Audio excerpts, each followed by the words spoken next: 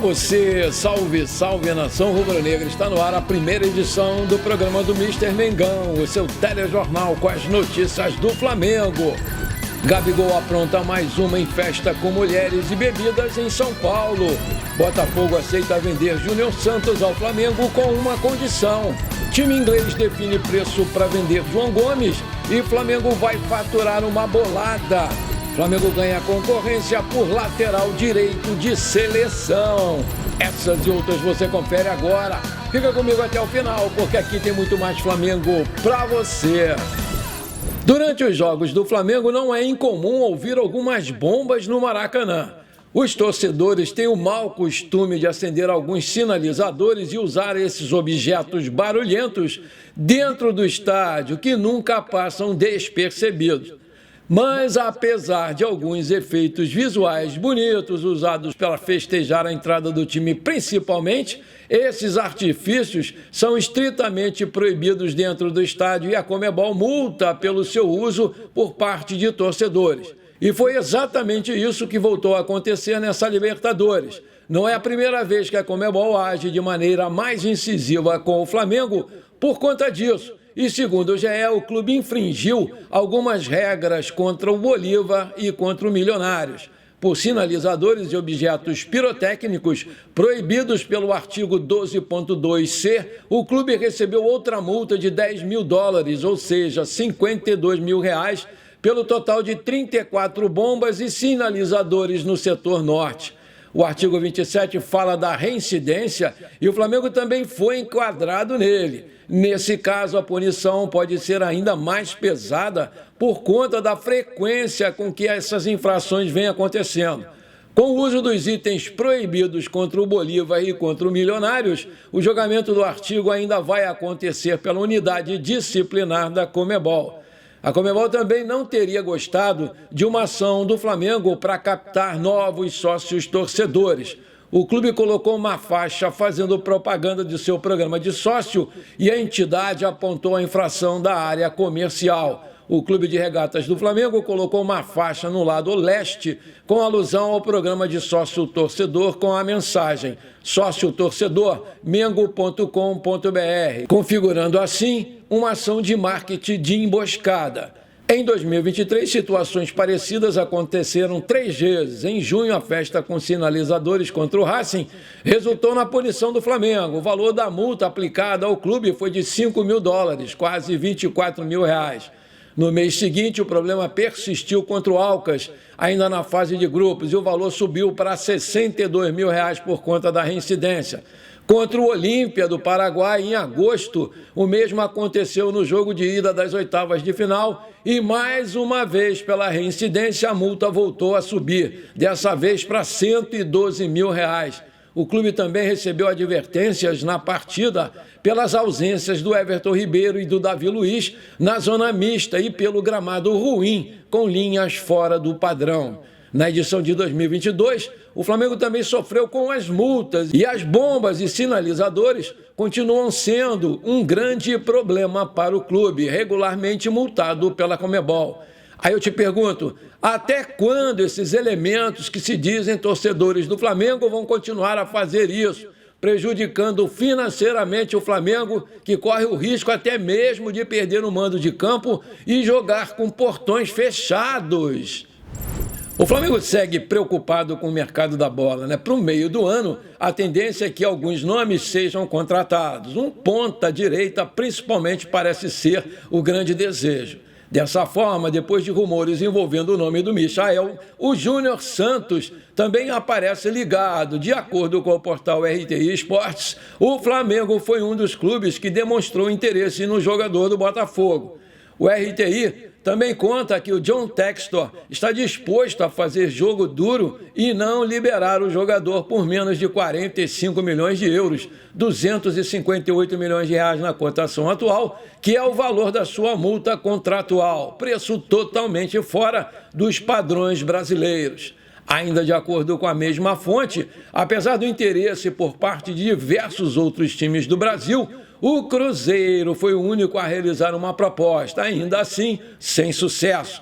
O Júnior Santos faz uma grande temporada no Botafogo. Em 2024 já são 17 gols marcados e outras 4 assistências fornecidas nos 31 jogos em que ele disputou pela equipe do Botafogo. Lembrando que o Júnior Santos tem 29 anos, faz 30 anos em outubro, tem 1,88 de altura, é um ponta-direita destro que também pode jogar de ponta esquerda e centroavante. Tem contrato com o Botafogo até 30 de dezembro de 2025 e o seu passe está avaliado pelo site Transfer Market em 2,5 milhões de euros. Aí eu te pergunto, você acha que o Júnior Santos cairia bem no Flamengo? Coloca aí! O nosso querido João Gomes segue sendo um dos principais nomes envolvidos no noticiário relacionado à janela de transferências do futebol inglês. O Wolverhampton da Inglaterra, atual clube do volante, definiu o preço do seu passe em 50 milhões de libras, 339 milhões de reais na cotação atual. E desse modo, o Flamengo continua de olho, já que tem direito a uma parcela desse valor. De acordo com James Rhodes, especialista em transferências, o Manchester United da Inglaterra tem João Gomes na lista para reforçar o seu elenco e o Flamengo tem direito a 10% de uma futura venda, mais 4% referente ao mecanismo de solidariedade da FIFA. Caso o Wolverhampton venda mesmo o João Gomes por 50 milhões de libras, 339 milhões de reais, o Flamengo vai ter direito a 5 milhões de libras, 34 milhões de reais na cotação atual, pelos 10% da revenda e 2 milhões de euros, 13,5 milhões, pelos 4% do mecanismo de solidariedade da FIFA, dando aí um total de 47 milhões entrando nos cofres do clube. O João Gomes foi o principal jogador do Wolverhampton na última temporada. Ele ficou em segundo lugar no ranking de desarmes da Premier League. Além disso, ele marcou 2 gols e deu uma assistência. A temporada do João Gomes rendeu uma convocação para a seleção brasileira para a disputa da Copa América, que vai ser realizada entre junho e julho nos Estados Unidos. E além do Manchester United, o Tottenham, olha aí, o Tottenham da Inglaterra, é outro clube muito interessado na contratação do jovem volante João Gomes. Agora eu tenho um pedido para te fazer. Se você está curtindo o nosso programa, então me ajuda aí. Não esquece, manda brasa agora no like para fortalecer o canal. É de graça, não te custa nada. E você ainda me ajuda demais. Se você não é inscrito, bora lá me dar essa alegria. Aperta o botão inscrever-se, aperta o sininho ali, pronto. Simples assim, você me ajudou demais. Muito obrigado. O Flamengo não vai poder contar com Arrascaeta, De La Cruz, Vinha e Varela para o jogo contra o Grêmio pelo Brasileirão no dia 13 no Maracanã. Tudo isso por conta de uma regra da FIFA. A diretoria do Flamengo fez de tudo para contar com os uruguaios. O clube pediria para o quarteto entrar em um voo fretado para o Rio de Janeiro e depois retornassem para a seleção, mesmo a contragosto do Uruguai. Queriam fazer na marra. No entendimento do Flamengo, como a data FIFA para amistosos chega ao fim no dia 11 e as seleções devem chegar aos Estados Unidos para a Copa América pelo menos 4 dias antes do início, ou seja, no dia 16, o Flamengo teria o direito de contar com os seus jogadores. Apesar de ter feito de tudo, o Mengão esbarra em uma das regras do regulamento sobre status e transferência de jogadores, RSTP, da FIFA, no parágrafo 7 do artigo Princípios para o Futebol Masculino. A regra diz, aspas, para uma competição final no sentido dos parágrafos 2 e 3 acima, os jogadores devem ser liberados e iniciar a viagem para as suas equipes nacionais o mais tardar na manhã de segunda-feira da semana anterior à semana em que a competição relevante começa e devem ser liberados pela associação na manhã do dia seguinte, à última partida do seu time no torneio. A Copa América começa no dia 20 de junho, uma quinta-feira. A segunda-feira da semana anterior cai no dia 10, ainda dentro da data FIFA dos amistosos, ou seja, o Uruguai tem o direito de não liberar os jogadores. A única forma do Flamengo contar com seus atletas no jogo contra o Grêmio seria mesmo uma liberação amigável pela seleção uruguaia. E essa opção não vai ser válida, uma vez que já foram feitos alguns pedidos e esses foram negados. O Flamengo também tentou conversar com o Chile por Eric Pulgar, mas teve a mesma resposta negativa. O jogador também está com a sua seleção e se prepara para uma maratona de amistosos e Copa América.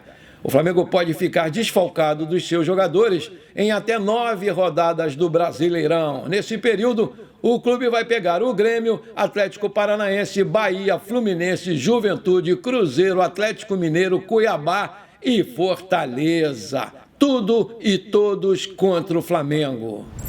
A janela de transferências na Europa ainda não abriu, mas os clubes já começaram a negociar com os jogadores para reforçar os seus elencos. O Napoli da Itália contratou o técnico Antônio Conte, que está muito interessado em acertar com o lateral direito Danilo, da Juventus, que também está na lista do Flamengo há muito tempo.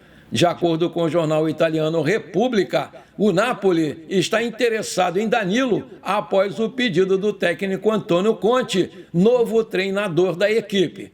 O clube italiano está ciente da situação do defensor brasileiro na Juventus e busca fechar logo seu negócio. Sendo assim, o Flamengo ganha a concorrência pelo lateral experiente que, segundo informações de bastidores, já tem salário e tempo de contrato fechado verbalmente com o vice-presidente de futebol, Marcos Braz. O Danilo tem contrato com a Juventus até junho de 2025, mas o lateral ainda não foi procurado para renovar o vínculo com a equipe de Turim, que já anunciou anteriormente uma renovação em seu elenco e não quer contar com o jogador para essa próxima temporada. Sendo assim, o Flamengo tem a preferência pela contratação do jogador, que é muito bem quisto pelo técnico Tite, que o convocou para 2 Copas do Mundo. E o que é melhor, ele poderia sair da Itália sem custos no meio desse próximo ano. Lembrando que o Danilo tem 32 anos, 1,84 de altura, é um lateral direito destro que também pode jogar de lateral esquerdo e zagueiro também. Já fez 56 jogos pela seleção brasileira e marcou um gol. É o atual lateral direito do Dorival Júnior, que vai disputar a Copa América nos Estados Unidos. E o seu passe está avaliado pelo site Transfer Market em 10 milhões de euros. Enquanto o Flamengo está de olho no Danilo para a sequência da temporada, o garoto Wesley, de 20 anos, interessa ao Famalicão de Portugal. O jovem lateral é alvo da equipe portuguesa que deseja sua contratação por empréstimo de uma temporada. Conforme informações do portal GE, o Flamengo topa emprestar o jogador com uma condição, uma cláusula contratual de obrigatoriedade de compra no final do empréstimo e está avaliando o valor do passe do jogador para então começar a negociação, adiantando que ele está avaliado pelo site Transfer Market em 4 milhões de euros. Aí eu te pergunto, você aprova o empréstimo do Wesley e a contratação do Danilo? Coloca aí! Os 3 dias de folga que o Flamengo deu aos seus jogadores após a goleada de 6-1 sobre o Vasco foram aproveitados de diferentes maneiras. O Pedro e o Davi Luiz, por exemplo, foram pescar de noite.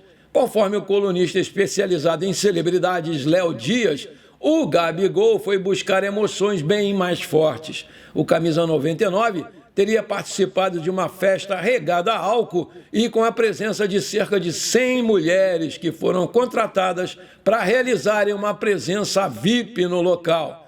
O portal ainda revelou que teve acesso a áudios de um motorista de aplicativo que confirmou que levou convidados ao local e a festa realmente foi muito grande. Na farra, uma briga entre a irmã do Gabigol, que flagrou uma das mulheres fazendo sexo com um dos convidados e expulsou a menina da festa aos gritos, ficou marcada. Fontes citadas pelo site afirmaram que a festa durou 2 dias, entre segunda e terça. Outros jogadores do futebol brasileiro também participaram da festa.